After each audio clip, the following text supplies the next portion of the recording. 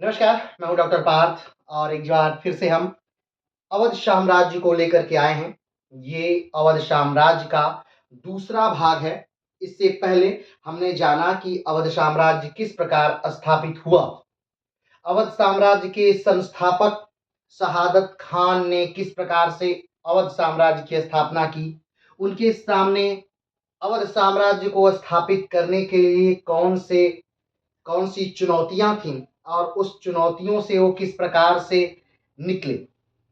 शहादत खान की मृत्यु के बाद, या यूं कहें कि शहादत खान के आत्महत्या के बाद, उनके भांजे सफदर जंग ने गद्दी संभाली। उससे पहले कि आप पूरी स्टोरी जानते हैं कि किस प्रकार से ये सारा जो अवध राज्य का उदय हो रहा है, या फिर बंगाल राज्य का उदय हो रहा है, या हैदराबाद राज्य का उदय हो रहा है, इन तीनों राज्यों का उदय कहीं न कहीं मुगल साम्राज्य की सत्ता को नष्ट कर रहा है। या यूं कहा जा सकता है कि मुगल शासन के कमजोर होने के साथ साथ ही इन तीनों राज्यों का उदय हो रहा है। 1707 में औरंगजेब की मृत्यु के बाद जब मुगल साम्राज्य धीरे धीरे कमजोर होने लगा, तब ये राज्य धीरे धीरे उठते हुए चले गए। आप सब जानते हैं कि 1526 में बाबर ने भारत पर आक्रमण किया और उस समय भारत में सल्तनत काल का दौर चल रहा था। सल्तनत काल की स्थापना भी लगभग 1206 से मानी जाती है। 1206 से लेकर के 1526 तक लगातार सल्तनत काल चला, जिसमें 5 राजवंशों ने शासन किया। सबसे पहले गुलाम वंश, खिलजी वंश, सैयद वंश, तुगलक वंश और लोदी वंश। मतलब कि धीरे धीरे राजवंशों ने शासन किया। हम मात्र आखिरी वंश की यहां बात कर रहे हैं, जब यहां लोदियों का शासन हुआ करता था। लोदियों की स्थापना या लोदी वंश की स्थापना बहलोल लोदी ने की थी और धीरे धीरे लोदियों को भारत में स्थापित किया। लोदी अफगान थे और उनका मुकाबला तुर्कों से था। 1526 में जब बाबर ने आक्रमण किया, बाबर एक तुर्क था और बाबर ने जब आक्रमण किया और पानीपत का प्रथम युद्ध हुआ बाबर और इब्राहिम लोदी के बीच, और इब्राहिम लोदी उस युद्ध में मारा गया और बाबर की उस युद्ध में विजय हुई। उसी युद्ध में मुगलिया सल्तनत की जीत के साथ भारत में मुगलिया वंश की नींव पड़ी। बाबर ने पादशाह की उपाधि ली और धीरे धीरे भारत में मुगलिया सल्तनत का विस्तार प्रारंभ हो गया। 1526 से लेकर के 1530 तक बाबर ने भारत पर शासन किया। भारत के कुछ भागों पर भी कहा जा सकता है, कुछ भागों पर ही शासन किया। पानीपत, खानवा, चंदेरी और घाघरा जैसे बड़े युद्ध बाबर ने लड़े और जीते। बाबर की मृत्यु के बाद बाबर के कथनानुसार ही बाबर के ज्येष्ठ पुत्र हुमायूं ने बाबर के राज्य को 4 बराबर बराबर भागों में बांट दिया, यानी अपने भाइयों में बांट दिया, कामरान, अख्तरी, हिंदाल और हुमायूं में। और फिर वो दौर भी आया जब बाबर की सत्ता, सल्तनत कमजोर होने लगी, क्योंकि उसके साम्राज्य को बांट दिया गया था। लेकिन फिर भी हुमायूं की हार हुई शेर खान से, या यूं कहें तो सूरवंश के संस्थापक से, और हुमायूं को देश छोड़कर भागना पड़ा। लेकिन 1555 में फिर से सरहिंद के युद्ध के साथ हुमायूं ने भारत में वापसी की, क्योंकि तब तक शेर शाह सूरी और उसके पुत्र इस्लाम शाह की मृत्यु हो चुकी थी। लेकिन 1 साल ही शासन करने के बाद एक बार फिर से मृत्यु हो गई अपने ही बनाए हुए लाइब्रेरी की सीढ़ियों से या पुस्तकालय की सीढ़ियों से गिर करके। हुमायूं की उस पुस्तकालय का नाम बताइएगा कमेंट बॉक्स में कि उस पुस्तकालय का नाम क्या है। हुमायूं की मृत्यु के बाद उसका 13 से 14 साल का पुत्र अकबर, उसका राज्याभिषेक होता है 1556 में, और वह स्थान था काला नौर, पंजाब। लेकिन उस समय उस समय के सबसे बड़े संकट का सामना करना था, यानी कि हेमचंद्र विक्रमादित्य हेमू से उसे युद्ध करना था। उसने युद्ध किया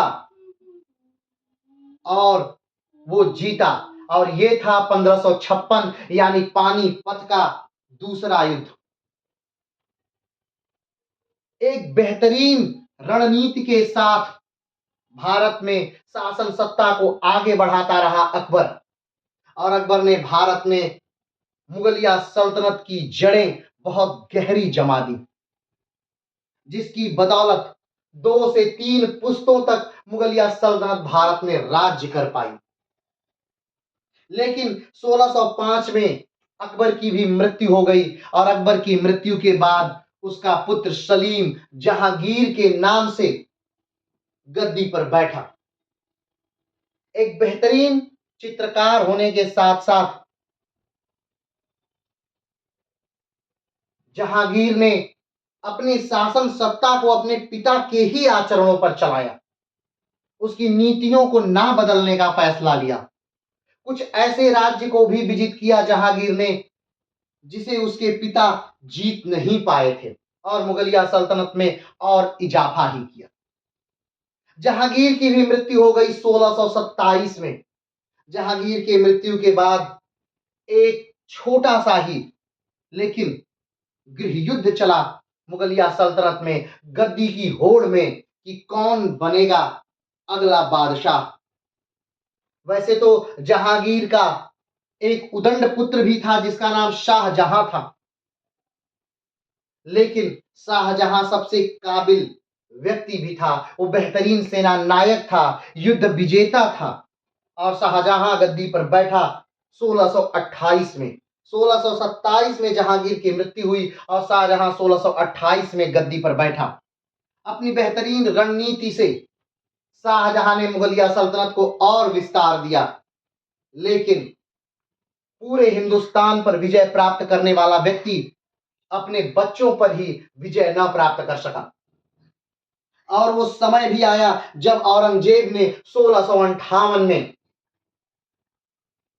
शाहजहां को हरा दिया, और बूढ़े शाहजहां यानी अपने पिता को बंदी बना लिया, अपने भाई दारा शिकोह की हत्या कर दी, और हत्या करने के बाद कटी गर्दन के साथ दारा शिकोह को पूरी दिल्ली के चांदनी चौक में घुमाया गया एक बूढ़ी हाथी पर बैठा करके, और फिर उसका सर कलम करके उसके ही पिता शाहजहां के सामने उसके सबसे प्रिय पुत्र के मस्तक को उपहार स्वरूप प्रस्तुत किया गया। धीरे धीरे उसी बंदी गृह में 66 के लगभग शाहजहां की मृत्यु हो गई, और औरंगजेब अपने निरंकुश शासन से पूरे भारत को रौंदता रहा। लेकिन औरंगजेब की भी मृत्यु 1707 में हुई। उस समय एक बृहद भारत था, उस समय एक बड़ा राज्य क्षेत्र था, लेकिन औरंगजेब के बच्चों के पास इतनी काबिलियत नहीं थी। औरंगजेब की मृत्यु के बाद उसका पुत्र जिसका नाम बहादुर शाह था वो गद्दी पर बैठा 1707 में। वो काबिल तो था, लेकिन शासन करने के लिए उसके पास ज्यादा समय नहीं था, क्योंकि जब औरंगजेब की मृत्यु होती है उस समय बहादुर शाह प्रथम 63 वर्ष का होता है, और वो ज्यादा समय तक राज्य नहीं कर पाया। मात्र 1707 से गद्दी पर बैठकर 1712 तक ही वो शासन कर पाया। 1712 में बहादुर शाह प्रथम की मृत्यु हो जाती है, और बहादुर शाह प्रथम की मृत्यु के बाद फिर से उत्तराधिकार के लिए, राज्य को पाने के लिए फिर से शासन सत्ता का दौर चलता है, फिर से युद्धों का दौर चलता है, फिर से एक युद्ध होता है और उसका पुत्र जहांदार शाह अपने ही भाइयों को मारकर, जिस प्रकार से बहादुर शाह अपने ही भाइयों को मारकर गद्दी पर बैठा, जिस प्रकार औरंगजेब अपने ही भाइयों को मारकर गद्दी पर बैठा, उसी प्रकार जहांदार शाह भी अपने ही भाइयों को मार करके 1712 में गद्दी पर बैठा।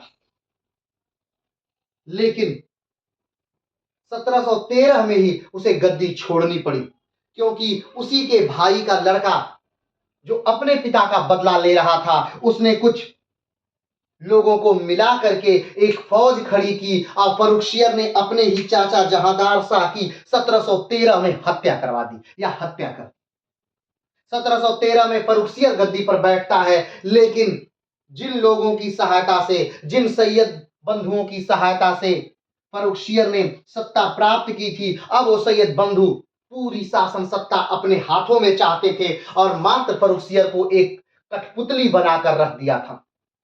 सैयद बंधुओं को जब पता चला कि फर्रुखसियर हमें भी मरवा देना चाहता है, तब सैयद बंधुओं ने मराठाओं से सहायता प्राप्त की और मराठाओं को बहुत कुछ देने का वचन दे करके मराठाओं से संधि की। मराठाओं ने अपनी सेना भेजी और उस सेना की मदद से सैयद बंधुओं ने फर्रुखसियर की हत्या कर दी और वो समय था 1719 का। 1719 में फर्रुखसियर को मार दिया गया और एक कठपुतली राजा बनाया गया जिसका नाम था रफी उद दर्जत। अब ये रफी उद दर्जत कौन है? तो मुगलिया सल्तनत में रफी उद दर्जत का मात्र दो कार्य है। एक कार्य, रफी उद दर्जत को हम इसलिए याद रखते हैं क्योंकि रफी उद दर्जत ने सबसे कम समय तक मुगलिया सल्तनत में शासन किया, जिससे इनके बारे में पूछा जाता है। और सबसे अधिक समय अगर मुगलिया सल्तनत में राज्य किया तो वो था बादशाह अकबर। और दूसरा जिसलिए रफी उद दर्जत को याद किया जाता है, तो जब सैयद बंधुओं ने मराठाओं से संधि की तो उस संधि पर हस्ताक्षर जो था वो इसी रफी उद दर्जत ने किया था, अगले बादशाह ने। बहुत कम समय तक यानी सिर्फ कुछ महीनों तक रफी उद दर्जत शासन कर सका और 1919 में ही रफी उद दर्जत को मार दिया गया। कुछ इतिहासकारों का मत है कि रफी उद दर्जत को कोई बीमारी थी, उसकी वजह से रफी उद दर्जत मर जाता है। जो भी रहा हो, लेकिन रफी उद दर्जत 1719 में राजा बनता है, बादशाह बनता है। 1719 में ही रफी उद दर्जत की मृत्यु हो जाती है। उसके बाद राजा बनता है रफी उद दौलत। रफी उद दौलत राजा बनता है 1719 में और 1719 में ही रफी उद दौलत को भी मार दिया जाता है, या यूं कहा जाए तो रफी उद दौलत को भी कोई बीमारी हो गई थी और उसकी मृत्यु हो जाती है। यानी 1719 में फर्रुखसियर गद्दी से हटा, 1719 में रफी उद दर्जत गद्दी पर बैठा, 1719 में रफी उद दर्जत गद्दी से हटा और 1719 में रफी उद दौलत गद्दी पर बैठा और 1719 में रफी उद दौलत भी गद्दी से हट जाता है, हटा दिया जाता है या मार दिया जाता है और 1719 में मोहम्मद शाह गद्दी पर बैठता है। मोहम्मद शाह, जिसे इतिहास में हम रंगीला नाम से जानते हैं। मोहम्मद शाह ने कई लोगों की मदद ली और उन लोगों की मदद से, जिसमें शहादत खान भी शामिल थे, उन लोगों की मदद से मोहम्मद शाह ने उन सैयद बंधुओं को मार दिया और 1719 से लेकर के 1748 तक मोहम्मद शाह ने शासन किया। मोहम्मद शाह की मृत्यु 1748 में हो जाती है। उसके बाद अहमद शाह बहादुर, या जिसे आप अहमद शाह के नाम से भी याद रख सकते हैं, अहमद शाह ने 1748 में गद्दी संभाली और इसी अहमद शाह के कार्यकाल के बारे में हम विस्तार से जानेंगे, क्योंकि इसी अहमद शाह के कार्यकाल के ही समय सफदरजंग दिल्ली के वजीर नियुक्त हुए। इसी अहमद शाह बहादुर के शासनकाल में ही इस सफदरजंग को वजीर के पद से हटाया गया और जो ही ये सफदरजंग, जो कि शहादत खां के भांजे थे यानी कि बहन के लड़के थे, इन सफदरजंग को जो ही हटाया गया त्यों ही शहादत खान को, त्यों ही अहमद शाह बहादुर को मार दिया गया। उनकी आंखें निकाल ली गई, उनकी मां को बंदी बना लिया गया और उनकी भी आंखें निकाल ली गई। तो अगर देखा जाए तो सफदरजंग बहादुर एक वफादार व्यक्ति की तरह जब तक जिए अहमद शाह बहादुर की रक्षा ही करते रहे, लेकिन इन्हें स्वयं अपने राजा से ही लड़ना पड़ा पुरानी दिल्ली में, जो कि एक बेहतरीन शहर हुआ करता था। और उस दिल्ली को फाइनली उजाड़ दिया गया, इनके उस बसाए हुए शहर को बुरी तरह लूट लिया गया। ये अलग विषय है कि दिल्ली को इन्होंने नहीं बसाया था, लेकिन उतना समृद्धशाली कहा जाए तो इन्होंने ही, सफदरजंग ने ही बनाया था और उसे बुरी तरह उजाड़ दिया गया। आज भी दिल्ली में कई इनके मकबरों के साथ एक बेहतरीन हॉस्पिटल भी इन्हीं सफदरजंग के नाम से आज भी दिल्ली में है। ये वही सफदरजंग है। आज हम इन्हीं सफदरजंग को पढ़ेंगे, जो कि अवध के दूसरे नवाब तथा कुछ समय के लिए, यानी कि 1748 से 1753 के लिए ये दिल्ली सल्तनत के वजीर भी थे। तो चलिए इस सफदरजंग को प्रारंभ करते हैं और इस सफदरजंग के समय जो राजा थे अहमद शाह बहादुर, उनके बारे में भी विस्तार से जानते हैं। लेकिन एक बार चलिए मुगलिया सल्तनत को पूरा क्लियर कर लिया जाए। अहमद शाह बहादुर का शासनकाल 1748 से लेकर के 1754 तक रहा। इसके बाद गद्दी पर बैठते हैं आलमगीर द्वितीय, और आलमगीर द्वितीय का शासनकाल 1754 से 1758 तक रहा। आलमगीर द्वितीय के बाद गद्दी पर बैठते हैं शाहजहां तृतीय। शाहजहां तृतीय का शासनकाल 1759 से लेकर 1760 तक रहा। उसके बाद शाह आलम द्वितीय गद्दी पर बैठते हैं, जिनका शासनकाल 1760 से लेकर के 1806 तक रहा। उसके बाद गद्दी पर बैठते हैं बहादुर शाह द्वितीय, और बहादुर शाह का शासनकाल जो था वो 1837 से लेकर के 1857 तक था, और बहादुर शाह जफर के नाम से उन्हें जाना जाता था, या यूं कहें तो बहादुर शाह द्वितीय के नाम से जाना जाता था।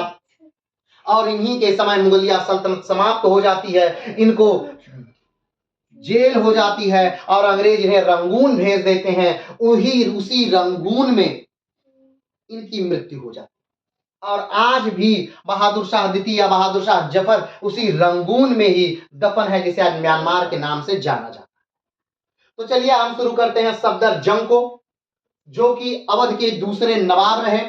कब से कब तक? तो 1739 में। ये 1739 वही दौर है जब हमारे देश में आक्रमण हुआ था,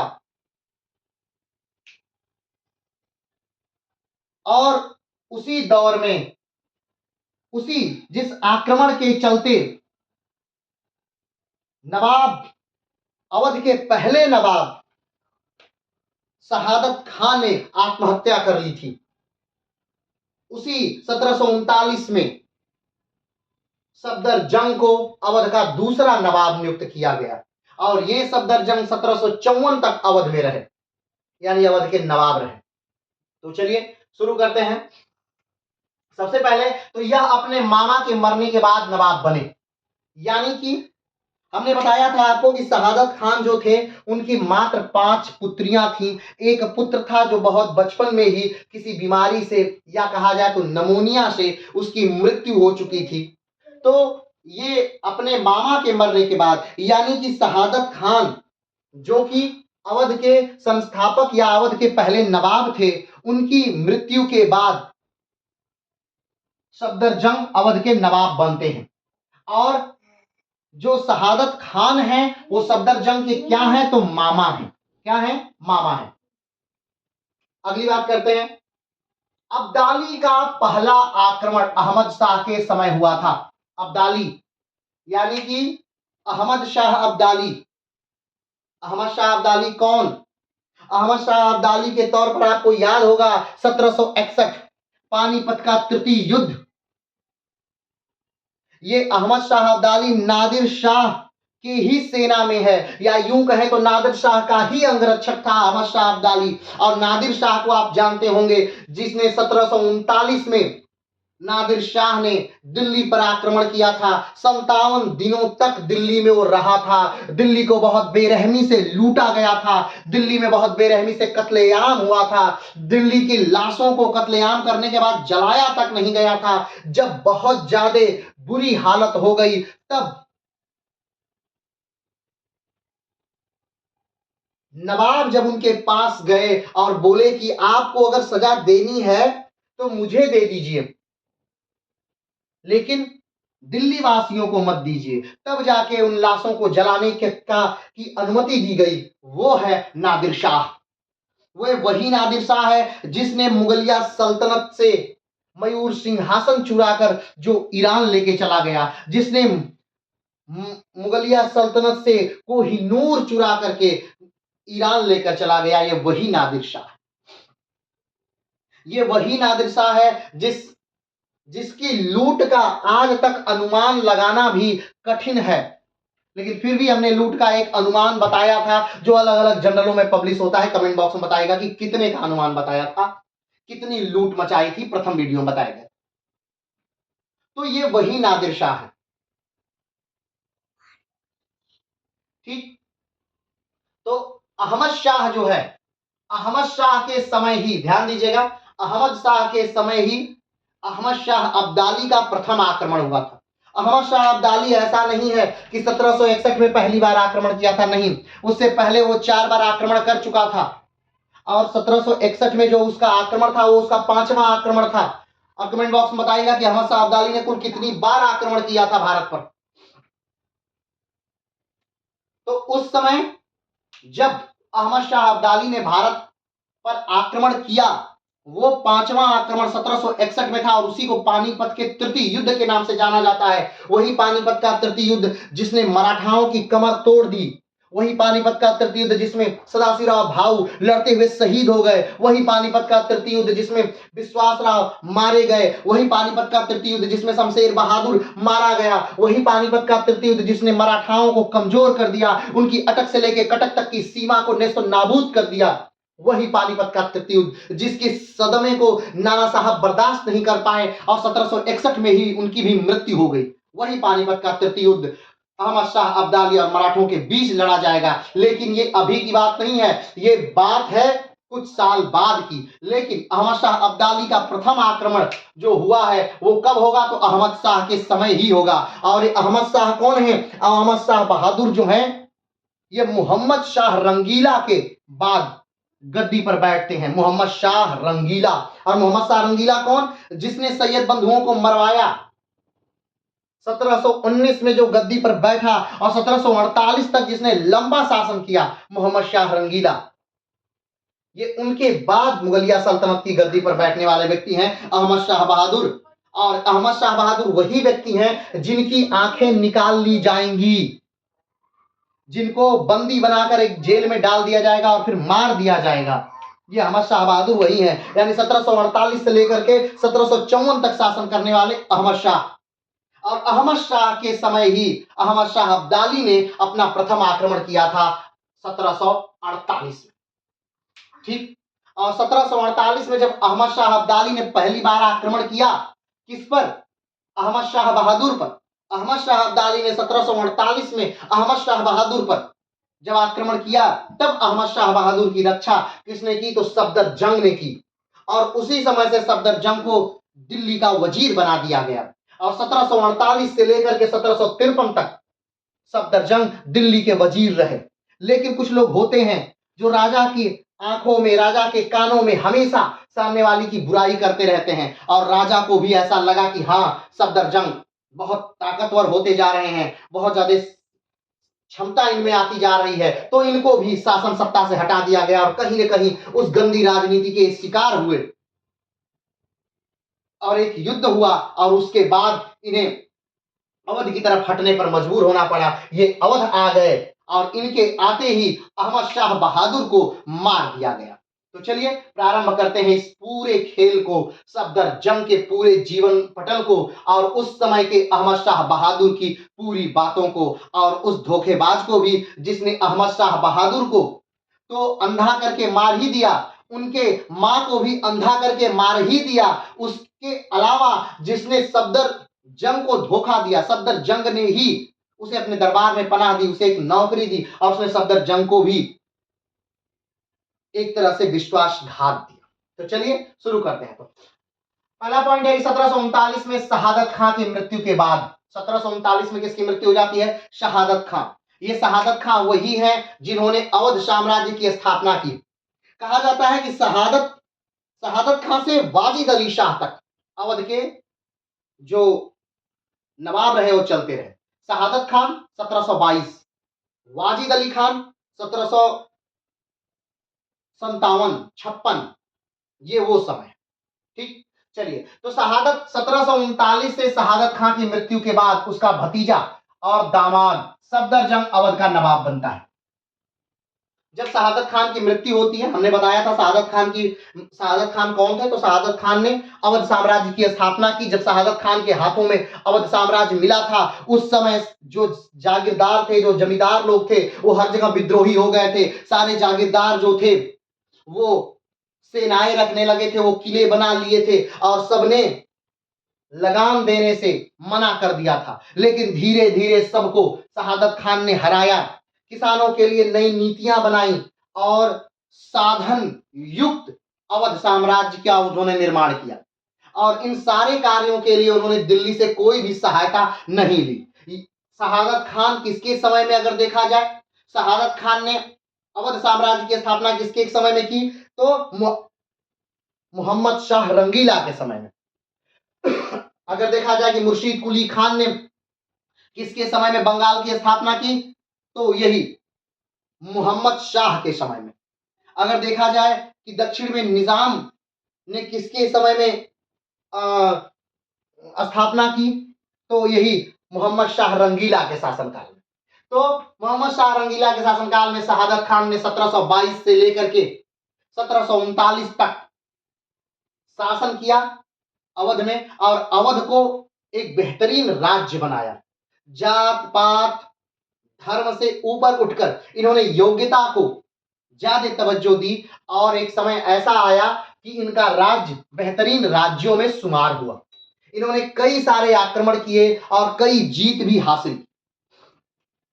आगे बढ़ते हैं। इनकी मृत्यु के बाद, यानी शहादत खान की जब मृत्यु हो जाती है, तो उन्हीं के बहन का लड़का या दामाद सफदरजंग अवध का क्या बनता है, नवाब। दामाद भी था, सफदरजंग जो है वो शहादत खान का दामाद भी है, तो वही दामाद सफदरजंग अवध का नवाब बनता है, क्योंकि इसके पास कोई पुत्र नहीं था।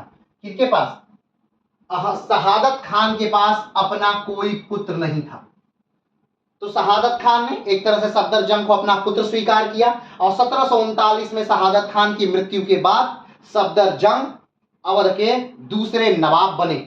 ठीक, 1722 से लेकर 1739 तक शहादत खान ने अवध की नवाबी संभाली, और शहादत खान अवध के पहले नवाब थे। और 1739 में शहादत खान की मृत्यु के बाद सफदरजंग अवध का क्या बनता है, नवाब बनता है, और 1739 से लेकर 1754 तक अवध का नवाब सफदरजंग रहता है। क्लियर है? चलिए आगे बढ़ते हैं। ठीक, ध्यान दीजिएगा, जब सफदरजंग अवध के नवाब बनते हैं, उस समय दिल्ली का राजा कौन है, तो उस समय दिल्ली का राजा है मोहम्मद शाह रंगीला। ठीक, हमने बताया था मोहम्मद शाह रंगीला 1719 से लेकर के 1748 तक दिल्ली का राजा रहा। ठीक, तो उस समय जब शहादत खान की मृत्यु होती है, ये वही समय है, ध्यान दीजिएगा, 1739 का दौर जो है बड़ा उथल पुथल का दौर है। कुछ साल ऐसे होते हैं जो बड़े उथल पुथल के साल होते हैं, जैसे इतिहास का साल 1526, जैसे इतिहास का काल 1556, जैसे इतिहास का काल 1761। ठीक, जैसे इतिहास का ही काल 1739। तो 1739 में ध्यान दीजिए, 1739 में आक्रमण होता है। ठीक, 1739 में आक्रमण हो रहा है। 1739 में दिल्ली को बेनतहा लूटा जा रहा है, दिल्ली के लोगों का कत्लेआम किया जा रहा है। वो दिल्ली जो विश्व का सबसे अमीर शहर है, उसको नष्ट किया जा रहा है 1739 के दौर में। उसी 1739 के दौर में एक अवध का नवाब मर रहा है, शहादत खान मर रहे हैं। उसी 1739 के दौर में सफदरजंग अवध का नया नवाब बन रहा है। ठीक, क्लियर है? आगे बढ़ते हैं। सफदरजंग का पूरा नाम वाजिर उल मलिक, ध्यान दीजिएगा, इनका पूरा नाम काफी लंबा है। सफदरजंग का पूरा नाम वजीर उल ममालिक ए हिंदुस्तान आसफ जाह जमात उल मुल्क सूजा उद्दौला नवाब अबुल मंसूर खान बहादुर सफदरजंग सिपह सालार था। ठीक है, इनका पूरा नाम है ये। सलार था, जिन्हें सफदर जंग के नाम से जाना जाता था। ध्यान दीजिएगा, सफदर जंग जो है ये उपाधि है इनकी, ठीक है। अबुल मंसूर खान बहादुर इनका मुख्य नाम है, अबुल मंसूर खान बहादुर इनका मुख्य नाम है, और सफदर जंग इनकी क्या है, उपाधि। जिस प्रकार जहांगीर उपाधि है, शाहजहां उपाधि है, ठीक, उसी प्रकार ये सफदर जंग नाम भी क्या है, उपाधि है, ठीक, जाना जाता है। यह अवध साम्राज्य के दूसरे नवाब थे। अवध साम्राज्य के पहले नवाब कौन थे, तो शहादत खान। शहादत खान अवध साम्राज्य के पहले नवाब थे, जो 1722 से लेकर के 1739 तक अवध के नवाब रहे। और 1739 में नादिर शाह के आक्रमण के समय, ठीक, नादिर शाह के आक्रमण के समय इनकी मृत्यु हो जाती है, या फिर कुछ इतिहासकार कहते हैं कि इन्होंने आत्महत्या कर ली थी, ठीक। तो उसी समय जब शहादत खान की मृत्यु हो जाती है या ये आत्महत्या कर लेते हैं, उस समय इनके दामाद सफदर जंग को नवाब की कुर्सी, अवध के नवाब की कुर्सी दे दी जाती है। क्लियर है। और ये अवध के क्या हो गए, दूसरे नवाब। यानी अवध के पहले नवाब 1722 से लेकर 1739, और अवध के दूसरे नवाब 1739 से लेकर 1754। चलिए आगे बढ़ते हैं। मोहम्मद शाह ने सफदर जंग के नाम पर फरमान जारी करके सफदर जंग को अवध का नवाब बनाया। मोहम्मद शाह, हमने बताया था कि जब राजा बनते हैं, अरे सॉरी, जब नवाब बनते हैं कौन, सफदर जंग, उस समय अब दिल्ली का राजा कौन है, तो मोहम्मद शाह रंगीला उस समय दिल्ली का राजा है। जब सफदर जंग नवाब बनते हैं उस समय दिल्ली का राजा कौन है, तो मोहम्मद शाह रंगीला। और मोहम्मद शाह रंगीला सिर्फ सफदर जंग के समय ही दिल्ली का नवाब नहीं है। मोहम्मद शाह रंगीला अवध के पहले नवाब जो है शहादत खान, उनके समय से ही दिल्ली का क्या है, राजा है, बादशाह है। कौन, मोहम्मद शाह। यानी 1719 से ही मोहम्मद शाह राजा हैं, और 1719 से लेकर 1748 तक मोहम्मद शाह राजा रहते हैं। 1748 में मोहम्मद शाह की मृत्यु होती है, और मोहम्मद शाह की मृत्यु के बाद नया जो राजा बनते हैं, अहमद शाह राजा बनते हैं। और इसी अहमद शाह के समय में अहमद शाह अब्दाली पहली बार भारत पर आक्रमण करता है, और अहमद शाह अब्दाली से रक्षा के लिए ये सफदर जंग अहमद शाह बहादुर का, दिल्ली के बादशाह का साथ देते हैं। और जब दिल्ली के बादशाह को लगता है कि आदमी बेहतरीन है, तब ये दिल्ली के बादशाह अहमद शाह बहादुर सफदर जंग को दिल्ली का वजीर नियुक्त कर देते हैं, मुगलिया सल्तनत का वजीर नियुक्त कर देते हैं। क्लियर है। और बाद में यही अहमद शाह बहादुर सफदर जंग को वजीर पद से बर्खास्त कर देते हैं, और उन पर विजय प्राप्त करने के लिए तीसरे आदमी को भेज देते हैं। ध्यान दीजिए, ये सारी बातें क्रम में है कहीं ना कहीं। चलिए, तो मोहम्मद शाह ने सफदर जंग के नाम फरमान जारी करके सफदर जंग को अवध का नवाब बनाया था, ठीक। शहादत खान को अवध का नवाब किसने बनाया था, मोहम्मद शाह रंगीला ने ही। और सफदर जंग को अवध का नवाब किसने बनाया था, मोहम्मद शाह रंगीला ने ही। क्लियर है। चलिए आगे बढ़ते हैं। 1742 में सफदर जंग ने पटना पर अधिकार कर लिया।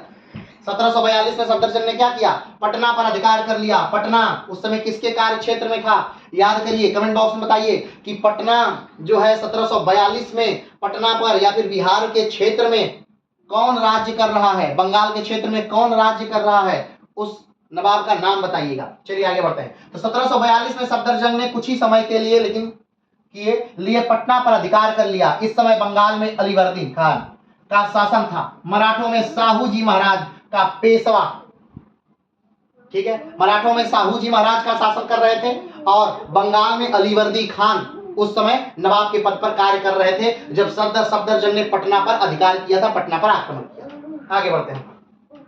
1745 में इसने रोहिलखंड पर आक्रमण किया। किसने, सफदर जंग ने 1745 में क्या किया, रोहिलखंड पर आक्रमण किया, ताकि अवध की सीमा का विस्तार हो सके, लेकिन यह हार गया। लेकिन क्या हो गया, सफदर जंग हार गया। 1745 में जब रोहिलखंड पर सफदर जंग ने आक्रमण किया, तो सफदर जंग को हार का सामना करना पड़ा। सफदर जंग को क्या करना पड़ा, हार का सामना करना पड़ा। पटना पर तो वो जीत गए, लेकिन रोहिलखंड पर जब आक्रमण किया था सफदर जंग ने 1745 में, तब सफदर जंग हार गया। चलिए आगे बढ़ते हैं। जब अहमद शाह अब्दाली ने भारत में अपना पहला आक्रमण किया था 1748 में, उस समय मुगल बादशाह अहमद शाह ही था। ठीक है, फिर से इस बात को समझिएगा। अहमद शाह अब्दाली जो नादिर शाह का नादिर शाह की सेना में है या नादिर शाह का अंगरक्षक है, नादिर शाह की जब हत्या कर दी जाती है, ठीक, नादिर शाह की जब हत्या कर दी जाती है तब ये अहमद शाह अब्दाली, अब दोनों सनों को ध्यान से समझिएगा। नादिर शाह का अर्थ यानी कि 1739 में आक्रमण करने वाला व्यक्ति, ईरान का व्यक्ति 1739 में जिसने आक्रमण किया था, मोहम्मद शाह रंगीला के समय जिसने आक्रमण किया था, अवध के पहले नवाब शहादत खां के समय जिसने 1739 में आक्रमण किया था, उस नादिर शाह की बात हो रही है। उसी नादिर शाह का अंगरक्षक था कौन? अहमद शाह अब्दाली। तो जब नादिर शाह ने भारत पर आक्रमण किया था 1739 में, उस समय दिल्ली पर राज्य कर रहे थे मोहम्मद शाह रंगीला, और मोहम्मद शाह रंगीला ने इन्हीं शहादत खान को लड़ने के लिए भेजा था और करनाल का युद्ध हुआ, और उस करनाल के युद्ध में 3 घंटे के युद्ध में शहादत खान हार गए, बंदी बना लिए गए। और नादिर शाह ने इनसे पूछा कि भाई साहब आप भी ईरान के हैं, हम भी ईरान के हैं, तो आप लड़ क्यों रहे हैं? उन्होंने कहा कि भाई नमक का कर्ज चुका रहे थे। जब इन्हें लगा किनको?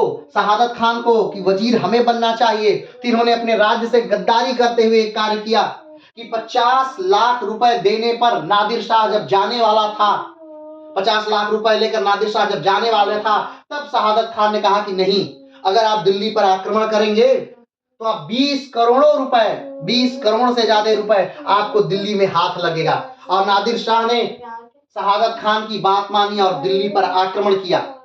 1739 में दिल्ली पर आक्रमण होता है, और फिर उसके बाद दिल्ली में का तख्ते ताउस, दिल्ली के वर्षों का, यानी बाबर, हुमायूं, अकबर, जहांगीर, शाहजहां, औरंगजेब, बहादुर शाह, जहांदार शाह, फर्रुखसियर, रफीउद्दौलत, रफीउद्दर्जात, मोहम्मद शाह, इन सब ने जितना धन अर्जित किया था 1526 से लेकर के 1739 तक का मुगलिया सल्तनत का सारा धन इस नादिर शाह ने लूट लिया, जिसमें कोहिनूर और तख्ते ताउस भी शामिल था, और लूट करके अपने देश ईरान ले गया। ये वही नादिर शाह है। उसी नादिर शाह के सेना में रहता था कौन? तो अहमद शाह अब्दाली।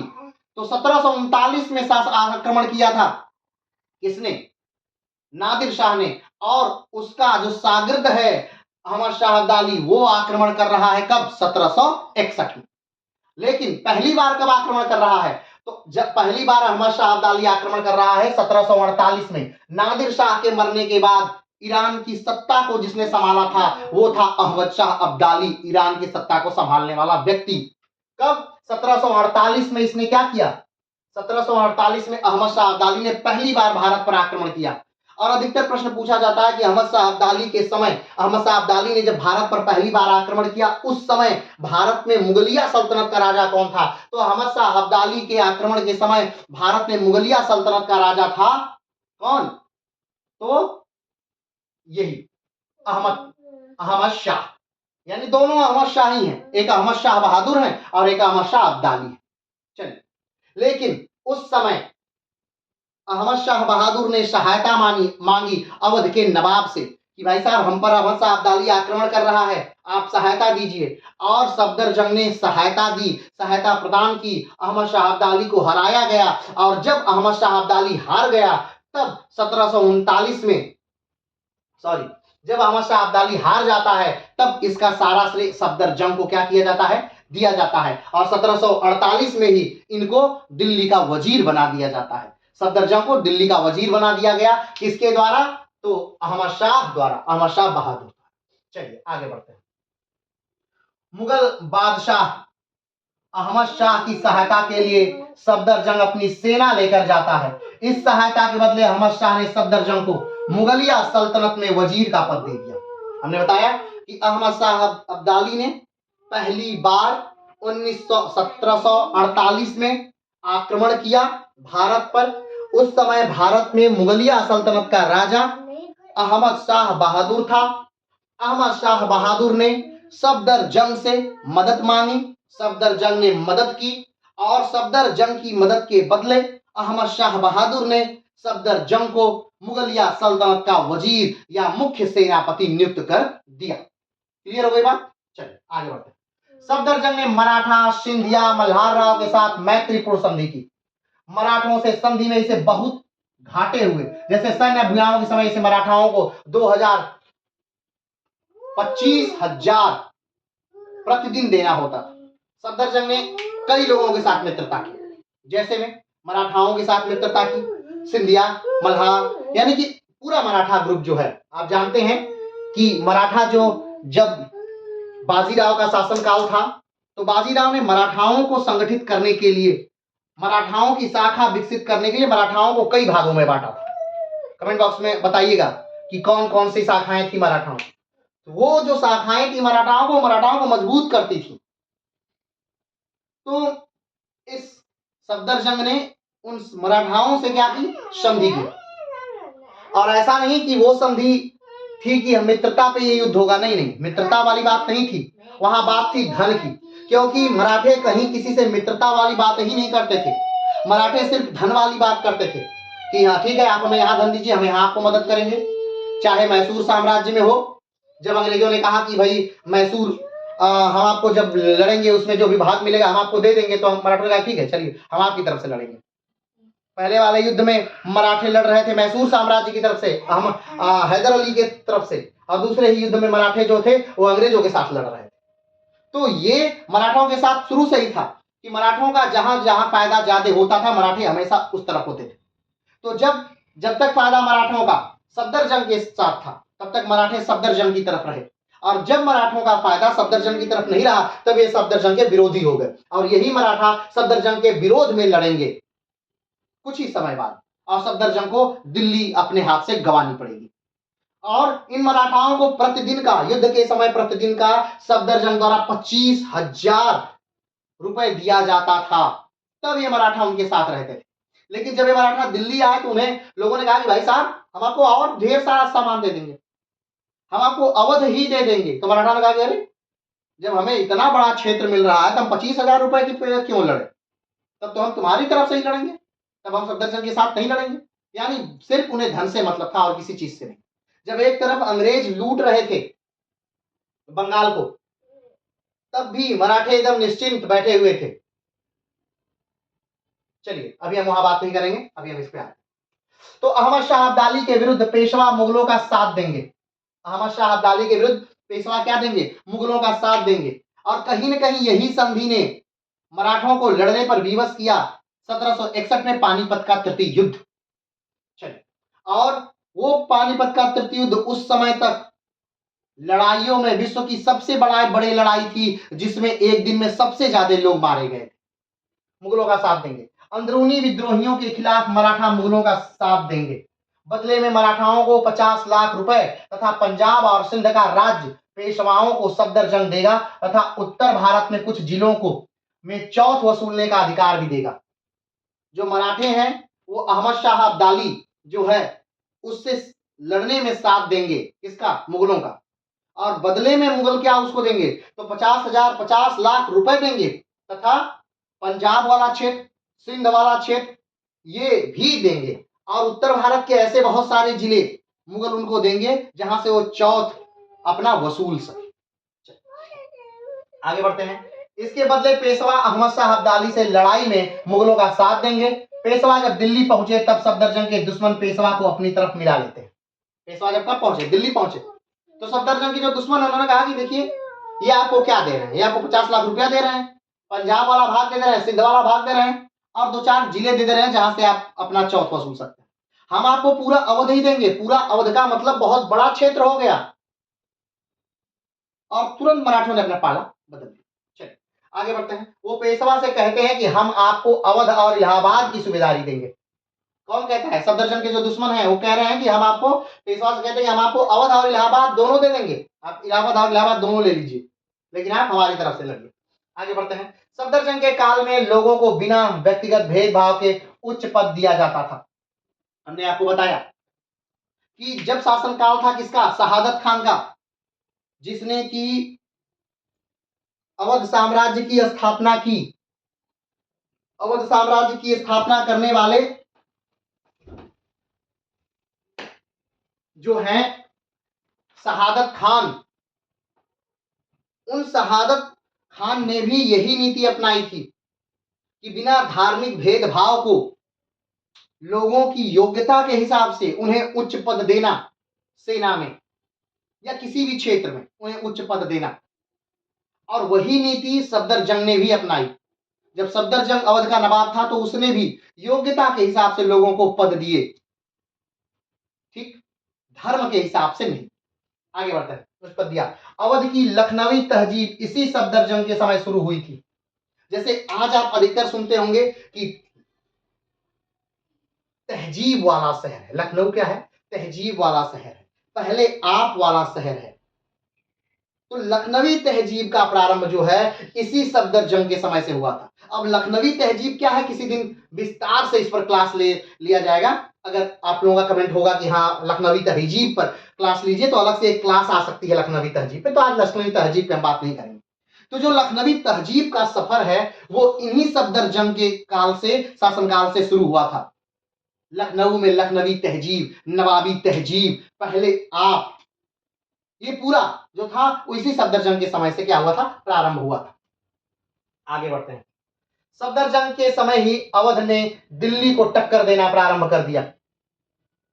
यानी कि सफदरजंग के समय जो था वो अवध, हमने बताया था कि जब शहादत खान को शासन सत्ता मिली थी, अवध की बागडोर मिली थी, उस समय अवध बहुत उदंड राज्य हो चुका था।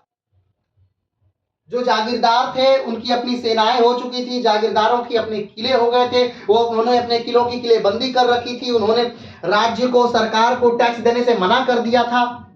और ऐसा उदंड राज्य जो था, विद्रोही राज्य जो था अवध, वो मिला था शहादत खान को। तो शहादत खान का पूरा समय जो बीता वो उस अवध राज्य को ठीक करने में बीता, लोगों को सबक सिखाने में बीता, उनकी किलेबंदियां तोड़ने में बीती, उनके सैनिकों से लड़ने में बीता। लेकिन सफदरजंग को इन चीजों से जंग नहीं करनी थी, उसको विकास के राह पे आगे बढ़ना था, उसे अपने राज्य का और ज्यादा विस्तार करना था। तो उसने पटना जीता, उसने रोहिलखंड पर भी आक्रमण किया, ठीक। तो अब अवध क्या हो गया है, अब ध्यान दीजिएगा, हमने बताया था आपको शुरू में ही, या प्राचीन काल में भी हमने जब पढ़ाया था तो हमने बताया था कि 16 महाजनपद थे पूरे भारत में, और 16 महाजनपदों में सबसे ज्यादा जो विकास हुआ वो कहां का हुआ, वो मगध का ही हुआ। कारण क्योंकि मगध में लोहा की प्राप्ति हुई, और मगध के लोहे की प्राप्ति से क्या हुआ, कृषि उन्नत होने लगी। कृषि के उन्नत से होने से क्या हुआ, अनाज ज्यादा आने लगा। जब अन्न ज्यादा उत्पादन होने लगा तो राज्य को ज्यादा कर मिलने लगा। जब ज्यादा कर मिलने लगा तो राज्य ने ज्यादा सेना रखनी शुरू की। जब राज्य ज्यादा सेना रखेगा तो राज्य ज्यादा शक्तिशाली होगा। राज्य जब ज्यादा शक्तिशाली होगा तो राज्य का विस्तार होगा, और जितना राज्य का विस्तार होगा धन और सेना उतनी बढ़ती जाएगी। तो उसी प्रकार जो अवध था, यानी कि सफदरजंग का जो अवध था, अवध का क्षेत्र यानी गंगा यमुना का पूरा मैदानी भाग, यानी बेहतरीन उपजाऊ क्षेत्र, जो विश्व के बेहतरीन उपजाऊ भागों में से एक है, ये उस क्षेत्र की बात हो रही है। क्लियर है? तो ध्यान दीजिएगा, उस समय अवध को जो था वो ज्यादा आमदनी मिल रही है। अवध को ज्यादा आमदनी जब मिलेगी तो दिल्ली से टक्कर दे रहा है अवध, यानी दिल्ली के समकक्ष है अवध। अवध की नवाबी, अवध का नवाब होना एक गौरव का विषय हो चुका है। ठीक है, चलिए आगे बढ़ते हैं। 1754 में सफदरजंग की मृत्यु हो गई। 1754 में ही सिराजुद्दौला गद्दी पर बैठता है। सफदरजंग जीवन भर अपनी एक ही पत्नी के वफादार रहा। सफदरजंग जो है, अगर देखा जाए चारित्रिक रूप से, तो सफदरजंग ने हमेशा अपनी एक ही पत्नी के साथ क्या रहे, वफादार रहे। और सफदरजंग की मृत्यु कब हो गई, तो 1754 में, वियोग में, गम में हो गई।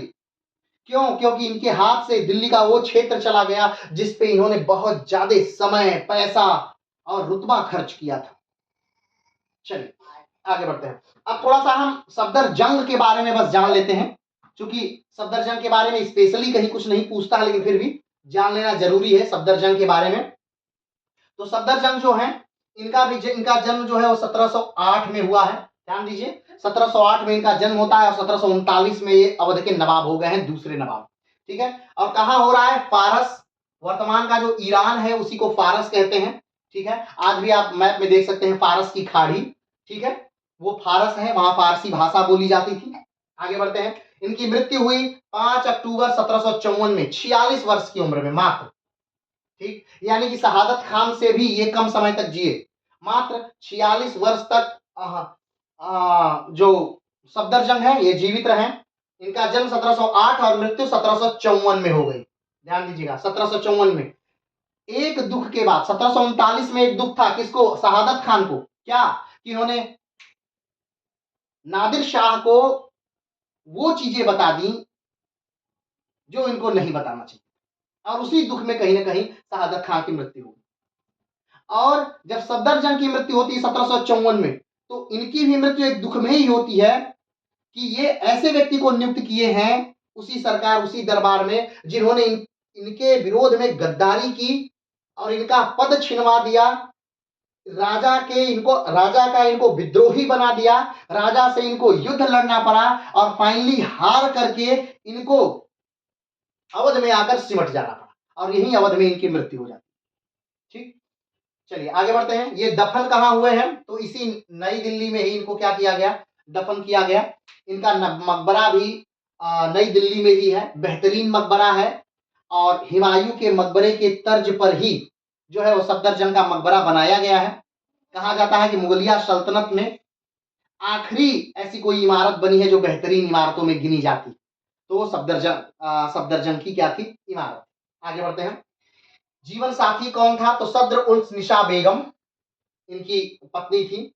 पिता जो थे उनके का क्या नाम था? तो सियादत खान इनके पिता का नाम है। माँ का नाम शहादत अली खान की बहन है। इनकी जो माँ है कौन है? शहादत अली खान उन्हीं इनकी क्या है? बहन है। क्लियर है ना? तभी तो ये मामा भांजा वाली बात हुई। इनका धर्म कौन सा है? तो शिया इनका धर्म है। शासनकाल इन्होंने कब से कब तक किया? तो 19 मार्च 1739 से 5 अक्टूबर 1754 तक इन्होंने अवध पर शासन किया। अवध के ये दूसरे नवाब थे 1739 से 1754 तक। लेकिन दिल्ली के वजीर भी रहे कब से कब तक? 1748 से 1753 तक। आपको सन याद नहीं करने हैं, आपको मात्र अहमद शाह अब्दाली का शासनकाल याद रखना है। यानी अहमद शाह अब्दाली का याद रखना है कि अहमद शाह अब्दाली ने भारत पर पहली बार आक्रमण किया। तो 1748 में अहमद शाह अब्दाली ने भारत में पहली बार आक्रमण किया, और 1748 में ही सफदरजंग को दिल्ली का मुगलिया सल्तनत का वजीर नियुक्त कर दिया गया, और 1753 तक ये वजीर रहे। 1753 में इन्हें वजीर पर से हटा भी दिया गया। किसके द्वारा? अहमद शाह बहादुर द्वारा, जो मुगलिया सल्तनत के बादशाह हैं, या यूं कहा जाए तो जो मोहम्मद शाह के बाद गद्दी पर बैठते। चलिए आगे बात करते हैं। मुगल बादशाह सम्राट मोहम्मद शाह ने इन्हें सफदरजंग की उपाधि दी थी। इनका नाम अबुल मंसूर खान बहादुर था। ठीक, हमने बात की कि सफदरजंग का नाम क्या था? अबुल मंसूर खान बहादुर। सफदरजंग का नाम क्या है? अबुल मंसूर खान बहादुर। और सफदरजंग कब दिल्ली के अवध के नवाब बनते हैं? तो सफदरजंग 1739 में अवध के नवाब बनते हैं। अब देखिए दो प्रश्न है, दोनों प्रश्न में कंफ्यूज नहीं करना है। पहला प्रश्न कि सफदरजंग को अवध का नवाब कौन बनाता है?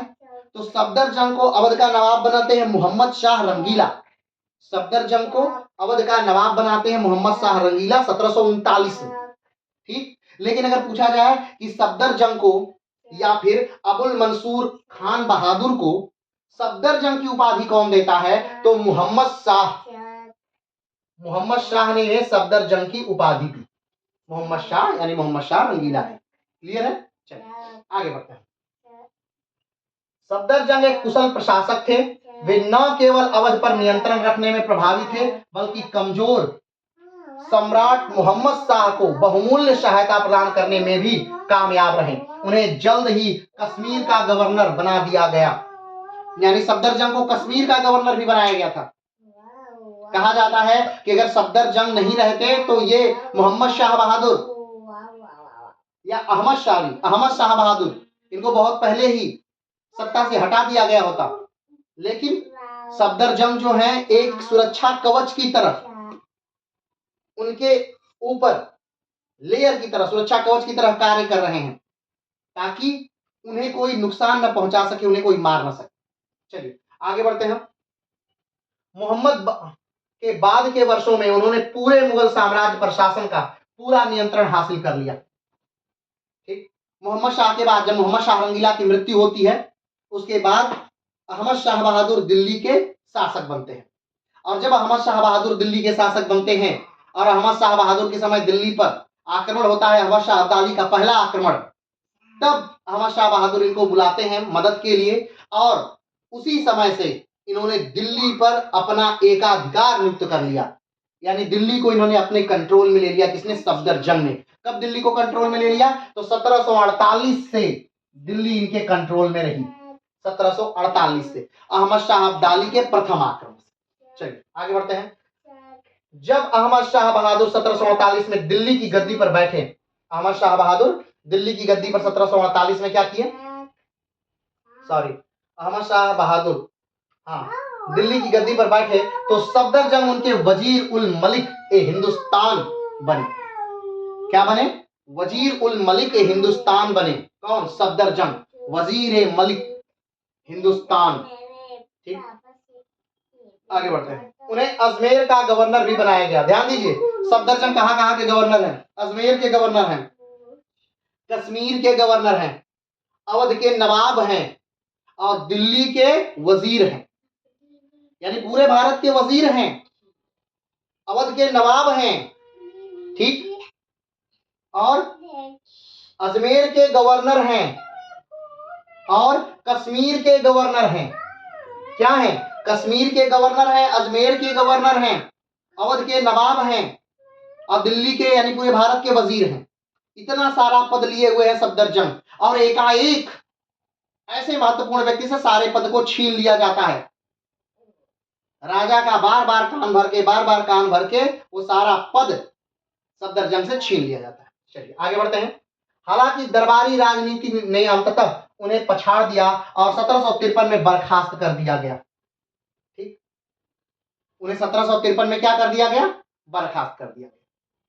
ठीक, यहाँ देखिए वजीर का जो शासनकाल है 1748 से 1753 लिखा गया है। तो 1748 में अहमद शाह अब्दाली के आक्रमण के साथ, या यूं कहें तो अहमद शाह बहादुर के राजा बनने के साथ, ठीक, उन्हें वजीर का पद मिला और 1753 तक उन्हें वजीर का पद दिया गया। 1753 में वजीर का पद उनसे छीन लिया गया। ठीक, आगे बढ़ते हैं। अक्टूबर 1754 में 46 वर्ष की आयु में फैजाबाद के पास सुल्तानपुर में उनकी मृत्यु हो गई। 1754 में 46 वर्ष की आयु में फैजाबाद के पास, ये फैजाबाद याद करिए, ये फैजाबाद किसने बसाया है? फैजाबाद जिस डिस्ट्रिक्ट का कुछ ही दिन पहले नाम बदला गया है, ये फैजाबाद किसने बसाया था? कमेंट बॉक्स में बताइएगा। कौन ऐसा नवाब था जिसने इस फैजाबाद को बसाया था और कब बसाया था? ठीक, तो फैजाबाद के पास सुल्तानपुर में, आज भी ये सुल्तानपुर है, इसी सुल्तानपुर में इन सफदरजंग की क्या हो जाती है? मृत्यु हो जाती है। कब? 1754 में। आगे बढ़ते हैं। सफदरजंग ने 20,000 मुगलिया घुड़सवारों की एक टुकड़ी बनाए रखी थी, जिनमें से अधिकांश हिंदुस्तानी मुसलमान थे, जिनमें से कई कश्मीर के थे। तो हमने बताया ये कश्मीर के क्या रहे? गवर्नर रहे। तो कश्मीर के बहुत सारे हिंदुस्तानी मुसलमानों को लेकर के इन्होंने 20,000 की मुगलिया घुड़सवारी फौज बनाई थी। ठीक, और ये बड़ी बड़ी बात है, 20,000 की घुड़सवारी सेना बनाना, और वो भी मात्र हिंदुस्तानी मुसलमानों के साथ, ये बहुत बड़ी बात थी। चलिए आगे बढ़ते हैं। सफदरजंग का मकबरा 1754 में बनाया गया था और यह नई दिल्ली में एक सड़क पर स्थित है जिसे अब सफदरजंग रोड के नाम से जाना जाता है। दिल्ली में सफदरजंग रोड पर इनका मकबरा है। बाद में इनकी मृत्यु के बाद जो बनाया गया, सफदरजंग की मृत्यु के बाद ये इनका मकबरा बनाया गया और सफदरजंग रोड पर बना है। आज उस रोड का नाम ही है सफदरजंग रोड। हमने बताया कि दिल्ली में कई जगहों का नाम सफदरजंग के नाम पर पड़ा है। जैसे में अस्पताल का नाम सफदरजंग अस्पताल, जैसे में रास्ते का नाम सफदरजंग रोड। ठीक, तो ये सारी चीजें इन्हीं के कार्यों के बदौलत पड़ा। ठीक है, आगे बढ़ते हैं। 23 वर्ष की उम्र में अहमद शाह मुगल साम्राज्य में राजा बनते हैं। 23 साल की उम्र में अहमद शाह जो है, अहमद शाह बहादुर, वो क्या बन गए? मुगलिया साम्राज्य के राजा बनते हैं। 1754 को फिरोज जंग तृतीय, ठीक, ये फिरोज जंग तृतीय कौन है? ये फिरोज जंग तृतीय वही व्यक्ति है जिसको सफदरजंग ने नियुक्त किया था मुगलिया सल्तनत में। और इस फिरोज जंग तृतीय वही है जिसने कि राजा का कान भरना शुरू किया। किस राजा का? अहमद शाह का। अहमद शाह बहादुर का कान भरना शुरू किया। किसके खिलाफ? तो सफदरजंग के खिलाफ। सफदरजंग ने फिरोज जंग को क्या किया? अपने दरबार में लिया, उच्च पद दिलाया। और फिरोज जंग ने क्या किया? सफदरजंग के खिलाफ अहमद शाह बहादुर के दिमाग में बहुत सारी चीजें हमेशा भरना शुरू कर दिया। और इसी सफदरजंग की वजह से, इसी फिरोज जंग की वजह से राजा ने, अहमद शाह बहादुर ने सफदरजंग को बर्खास्त कर दिया, वजीर पद से हटा दिया। क्लियर है? 1754 को फिरोज जंग तृतीय नामक वजीर ने इनको कैद कर लिया। इनको तलवारबाजी नहीं आती थी। किसको कैद कर लिया? ध्यान दीजिए, 1753 में राजा वजीर को हटा दिया गया। एक बढ़िया राजनीति चली। किसने? फिरोज जंग ने। फिरोज जंग एक बहुत ही महत्वाकांक्षी व्यक्ति है। अब फिरोज जंग को लगा कि मुझे उच्च पद चाहिए, यानी मुझे वजीर बनना है, या मुझे अवध का नवाब बनना है, या मुझे ढेर सारी धन या दौलत या कुछ भी अगर ढेर सारा चाहिए तो मुझे सफदरजंग को रास्ते से हटाना होगा। किसने सोचा? फिरोज जंग तृतीय।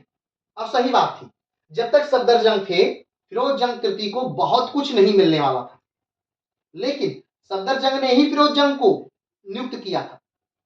अब फिरोज जंग ने एक साजिश के तहत राजा के कान भरने शुरू किए सफदरजंग के खिलाफ।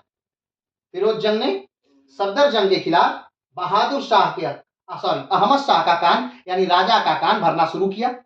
और एक दिन ऐसा भी आता है जब कान भरना सफल भी होता है, और फिरोज जंग का जो कार्य है वो सफल हुआ। कब? तो 1753 में। 1753 में राजा ने, अहमद शाह बहादुर ने सफदरजंग को वजीर पद से बर्खास्त कर दिया। बाकी जो भी पद उनके पास थे मुगलिया सल्तनत के, उन सारे पदों से बर्खास्त कर दिया। अब अवध से बर्खास्त नहीं कर सकते थे क्योंकि अवध जीतना मुश्किल था, क्योंकि अवध में सफदरजंग का साम्राज्य है तो अवध को जीतना मुश्किल है, इसलिए वहां से बर्खास्त नहीं कर सकते हैं। लेकिन उनकी जहां पकड़ थी वहां से उन्हें क्या कर दिया गया? बर्खास्त कर दिया गया। जो पद उन्हें मुगलिया सल्तनत द्वारा दिया गया था वो सारे पद ले लिए गए। ठीक। अब सफदरजंग का जो सुरक्षा कवच था, जो राजा अहमद शाह के चारों तरफ लगा था, वो हट गया। 1753 में सफदरजंग को हटा दिया गया। और 1754 में अहमद शाह को कैद कर लिया गया इसी फिरोज जंग तृतीय के द्वारा। पहले तो फिरोज जंग तृतीय ने सफदरजंग को हटवाया, और ज्यों ही सफदरजंग हटे त्यों ही फिरोज जंग तृतीय ने अहमद शाह को कैद कर लिया, उसकी आंखें निकलवा ली, उसे मार दिया। ठीक। फिरोज जंग तृतीय नामक वजीर ने इनको कैद कर लिया। इनको तलवारबाजी नहीं आती थी। किनको? अहमद शाह बहादुर को। आगे बढ़ते हैं। सम्राट बनने के बाद ये हमेशा हरम में लिप्त रहते थे। कौन? अहमद शाह बहादुर। जब भी सम्राट बने, यानी 23 वर्ष की उम्र में 1748 में ये सम्राट बन गए मोहम्मद शाह रंगीला की मृत्यु के बाद। और ये बस निष्क्रिय आदमी थे, इनको तलवारबाजी नहीं आती थी, इन्होंने कहीं ढंग से शिक्षा नहीं प्राप्त की थी, इन्होंने लगभग अपना पूरा जीवन जेल में व्यतीत किया था, तो इनको बस राजा बना दिया गया था। अब जब इनको राजा बना दिया गया तो भाई साहब इन्होंने क्या किया? बस ये हरम में लिप्त रहे। किसके भरोसे? तो भाई सफदरजंग है, 1748 से सफदरजंग उनके पीछे खड़े हैं, तो जब सफदरजंग है तो उनको कुछ भी करने की क्या जरूरत थी? तो बस हरम में लिप्त रहे। हरम में लिप्त थे। अहमद शाह के राज्य का कामकाज हिजड़ों तथा औरतों के गिरोह के हाथों में था, जिसकी मुखिया राजमाता अधम बाई थी, जिसे किल्ला ए आलम की उपाधि प्रदान की गई थी। ठीक। इनकी जो माता है, ठीक है, इनकी माता अहमद शाह बहादुर की माता, ये पूरा अहमद शाह को कंट्रोल करती थी। पूरा मुगलिया सल्तनत का नियंत्रण अहमद शाह की जो माता थी वो देखती थी, हिजड़े देखते थे। यानी ऐसे लोग देखते थे जिन्हें कि राज्य का राजकाज नहीं देखना चाहिए। चलिए आगे बढ़ते हैं। 1754 में फिरोज तृतीय नामक वजीर ने इनको कैद कर लिया। 1754 में। 1753 में फिरोज जंग तृतीय ने राजा के माध्यम से सफदरजंग को हटा दिया। ठीक। और 1754 में फिरोज जंग तृतीय ने जो अब वजीर हो चुका था इनको कैद कर लिया। किनको? राजा को, अहमद शाह को कैद कर लिया। इन्हें कैद कर सलीमगढ़ की जेल में डाल दिया गया।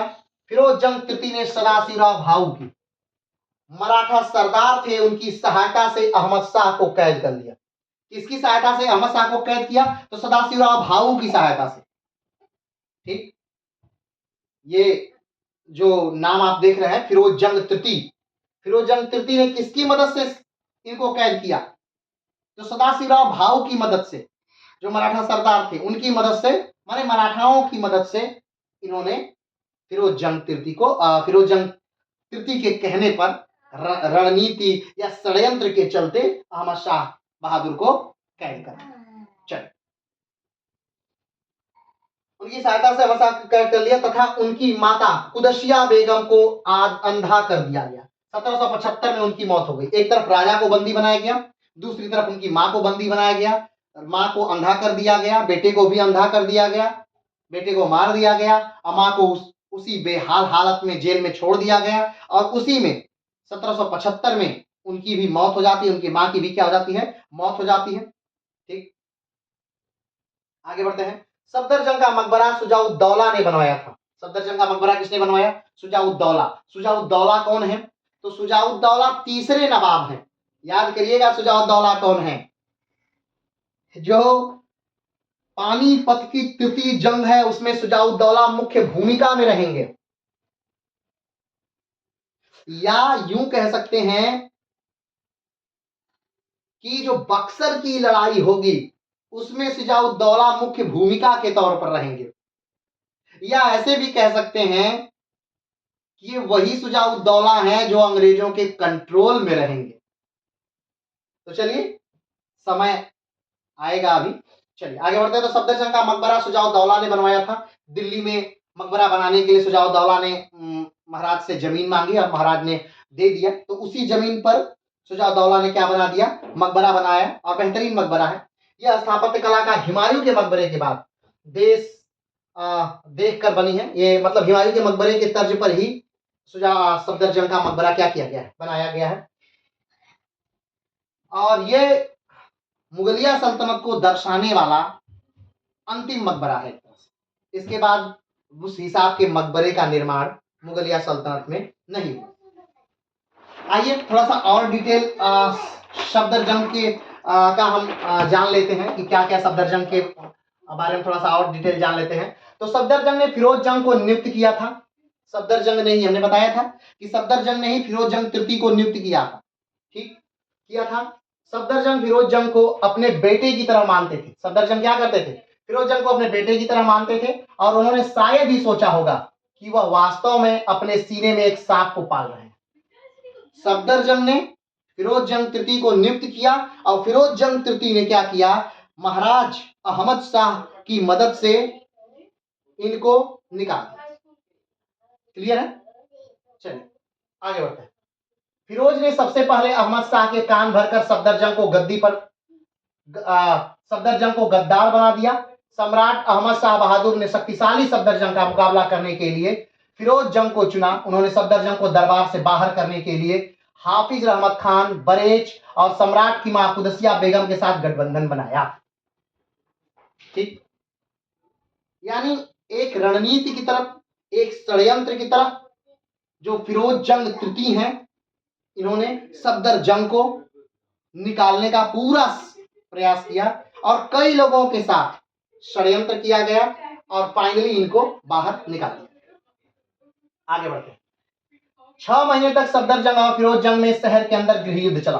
लेकिन ऐसा नहीं था कि जो सफदरजंग है वो इतने कमजोर थे कि उन्हें शासन सत्ता से हटा दिया महाराज ने और सफदरजंग तुरंत वापस अवध चले आए और हार गए और उन्होंने हार मान ली। ऐसा नहीं था।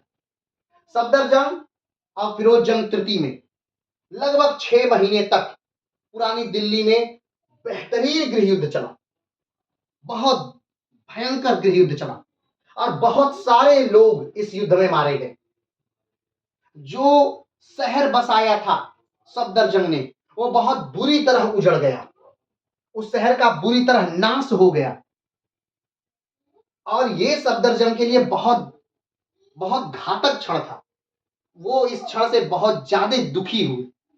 क्यों? क्योंकि उन्होंने बहुत मेहनत से कहीं न कहीं उस शहर का उतना विकास किया था। चलिए आगे बढ़ते हैं। सफदरजंग का पुरानी दिल्ली का गढ़ लूट लिया गया और नष्ट कर दिया गया। सफदरजंग का जो पुरानी दिल्ली थी, वो क्या कर दिया गया? लूट लिया गया, अब बुरी तरह नष्ट कर दिया गया। उनके समर्थकों को मार दिया गया, उनके सैनिकों को बुरी तरह मारा गया, उनके किलों को बुरी तरह ध्वस्त किया गया, उसे लूटा गया। ठीक, इससे सफदरजंग कभी उबर नहीं पाए और सफदरजंग के लिए बहुत बुरी घटना थी। कहीं न कहीं सफदरजंग के लिए बहुत बुरी घटना थी। मुगल इतिहासकार गुलाम हुसैन खान के अनुसार पुरानी दिल्ली जो नए शहर शाहजहानाबाद से भी अधिक समृद्ध थी, उसे लूट कर बुरी तरह बर्बाद किया गया। इसके अलावा बड़ी संख्या में लोगों का नरसंहार किया गया। मुगल इतिहासकार हैं गुलाम हुसैन खान। तो गुलाम हुसैन खान जी कहते हैं कि जब शाहजहां ने शाहजहानाबाद शहर बसाया, शाहजहां ने वैसे कई वास्तु की बहुमूल्य चीजों का एक स्थापित किया, जैसे ताजमहल, जैसे दिल्ली का लाल किला। तो जब दिल्ली का लाल किला बनाया गया शाहजहां द्वारा, तब उसी लाल किले के बाहर एक शहर की स्थापना की गई और उस शहर को उन्होंने अपना नाम दिया शाहजहानाबाद और बहुत समृद्धशाली शहर स्थापित किया। और हमने जैसा बताया कि दिल्ली में उस समय 20 लाख की आबादी रहती थी और दिल्ली उस समय विश्व का सबसे ज्यादा अमीर शहर हुआ करता था। तो जब एक तरफ शाहजहानाबाद बसाया गया है, उसी तरफ सफदरजंग ने एक पुरानी दिल्ली को वही वैभव प्रदान किया जो दिल्ली शाहजहां से पहले, शाहजहानाबाद के बसने से पहले थी, उस दिल्ली को और ज्यादा समृद्ध किया। और कहा जाता है कि शाहजहानाबाद से कहीं ज्यादा धनवान वो दिल्ली थी, पुरानी दिल्ली। और उस धनवान पुरानी दिल्ली को बहुत बेरहमी से लूटा गया। किसके द्वारा? तो फिरोज जंग तृतीय के द्वारा। यानी अपना ही राजा अपने शहर के लोगों को मार रहा है, मरवा रहा है, और उसी देश का वजीर अपने ही लोगों को मार रहा है, अपने ही शहर को लूट रहा है और लुटवा रहा है। ये दुर्भाग्य था मुगलिया सल्तनत की, और यही वो कारण थे जिससे मुगलिया सल्तनत इतनी कमजोर हो गई। चलिए आगे बढ़ते हैं। तो मुगलिया इतिहासकार गुलाम हुसैन लिखते हैं कि पुरानी दिल्ली जो उस समय शाहजहानाबाद से अधिक धनवान थी, उस पुरानी दिल्ली को बहुत बुरी तरह लूटा गया और उस पुरानी दिल्ली में बहुत भयंकर नरसंहार किए गए। चलिए अगला पॉइंट है, सफदरजंग को अवध की ओर से हटने के लिए मजबूर होना पड़ा और वो इस गम से कभी उबर नहीं पाया और 1 साल के अंदर उनकी मौत हो गई। सफदरजंग को क्या करना पड़ा? अब सफदरजंग को एक तरह से भागना पड़ा, दिल्ली छोड़ करके अवध की तरफ, अपने क्षेत्र की तरफ आना पड़ा। क्यों? क्योंकि वो हार चुके थे, उनके शहर तबाह कर दिए गए थे, उनके लोगों का नरसंहार कर दिया गया था। और सफदरजंग जिस राजा के प्रति जीवन भर वफादार रहे, उसी राजा ने उन्हें बर्खास्त कर दिया था, उनकी मृत्यु का फरमान जारी कर दिया था। वो सफदरजंग जिन्होंने फिरोज जंग को नियुक्त किया था, वही फिरोज जंग ने अपने नियुक्त किए हुए व्यक्ति को, यानी जिसने उन्हें नियुक्त किया, उनको धोखा दिया था, आस्तीन का सांप साबित हुआ था और उसने उनको मारने का पूरा प्रयत्न। लेकिन सफदरजंग अयोध्या की तरफ भाग गए। अगली बात करते हैं, सफदरजंग ने ही फिरोज जंग को निजाम उल मुल्क के रूप में नियुक्त करने की सिफारिश की और अमीर उल की उपाधि प्रदान की। अब सफदरजंग वही है जिन्होंने क्या किया? फिरोज जंग को अमीर निजाम उल मुल्क के रूप में नियुक्त करने की सिफारिश की थी। भाई साहब, इसको निजाम उल मुल्क के रूप में नियुक्त कर लीजिए, ये बहुत काबिल आदमी है, फिरोज जंग तृतीय। और उसी फिरोज जंग तृतीय ने अपनी काबिलियत दिखा दी। सबसे पहले अपने आका को ही साइड कर दिया, और अगला अगला निशाना राजा थे, राजा को साइड कर दिया गया और फाइनली सबको मार दिया गया एक तरह से। तो चलिए इसी के साथ आज का वीडियो समाप्त होता है और अगली बार हम फिर अवध के अगले नवाब के साथ, जो कि 1754 में अवध के नवाब बनेंगे, उनके साथ हाजिर होते हैं। तब तक के लिए नमस्कार, धन्यवाद, जय हिंद।